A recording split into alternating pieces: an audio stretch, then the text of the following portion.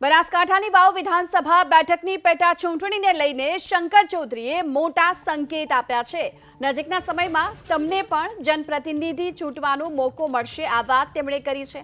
વાવના Mavsari police સ્ટેશનના ઉદ્ઘાટન પ્રસંગે અધ્યક્ષ શંકર ચૌધરીએ કહ્યું કે સુશાસન માટે તમારે અહીંથી જનપ્રતિનિધિ ચૂંટાય તેને હું મદદ કરીશ।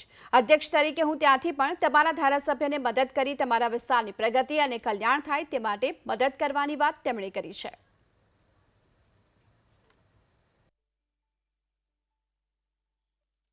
હું જ્યારે હોઉં ત્યારે કહું છું થરાદને થેન્ક યુ કહેજો બધા, પરંતુ તમારા પણ અહીંયા આગળ લોકશાહી વ્યવસ્થાની અંદર તમે પણ અહીંયાથી જનપ્રતિનિધિ ચૂંટવાનો તમને મોકો મળશે નજીકના સમયની અંદર।